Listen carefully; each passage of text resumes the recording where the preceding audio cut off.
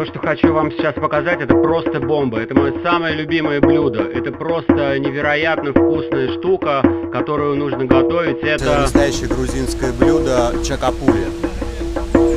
Для этого мне нужно купить зелень и баранину. Купить много зелени, много зелени. На базаре 42, где живет моя жена. Передайте ей привет и скажите, денег нет. Пришел довольно-таки рано, потому что зелень потом не купишь, она все закончится, раскупают рестораторы. Сейчас мне нужно купить баранину. Здравствуйте.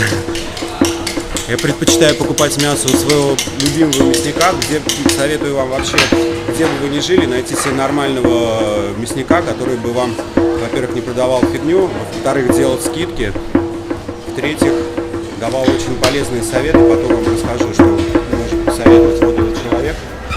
Здравствуйте. Здравствуйте. Вот, мне нужна баранина для чакапули. На 5-литровый казанчик, пожалуйста. Да. Ну, больше не надо. 300 вот так.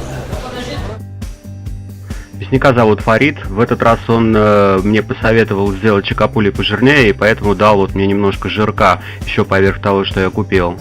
Как резать мясо я не буду показывать в этот раз, оно режется так, чтобы было его удобно есть. Варите его. Кстати, в этом блюде не обязательно снимать пенки, потому что чакапули переводится как весенняя пенка. Это одно из немногих блюд, где пенка не снимается. Помимо баранины я купил много зелени. Обязательно тархун, базилик, кинза. Без них не получится сделать чакапули. Также петрушка, укроп, лук и острый перец, чтобы все было по-грузински.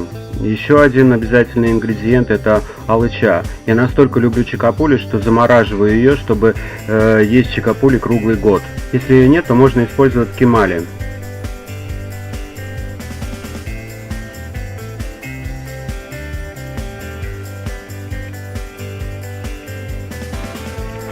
Тархун отделяем от веточек, потому что их очень тяжело жевать.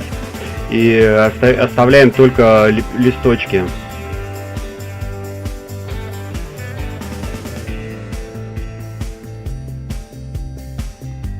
То же самое делаем с базиликом. Режем мелко кинзу. Ботву все выбрасываем.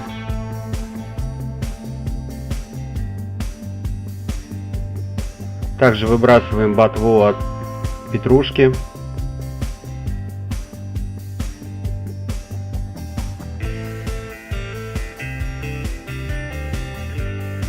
То же самое происходит у нас с укропом.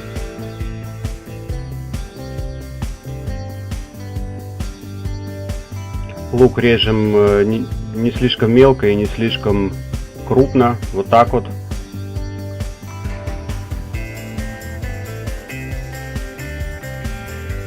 Острый перец тоже режем крупно.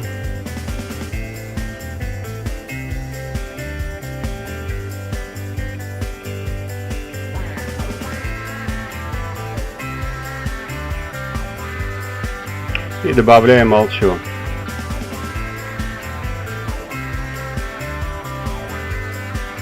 Солим. Добавляем воды. Потому что это, в принципе, как бы суп. Мешаем все это дело и варим до полного приготовления. А приготовится блюдо минут через 20, когда у него будет такой цвет. Чакапули готовится для дружеских застолий. Также хорошо его с утра после хороших застолий поесть, так как там много витамина С. Имеет просто обалденный вкус, не с чем просто сравнить даже. Всем рекомендую, приятного аппетита!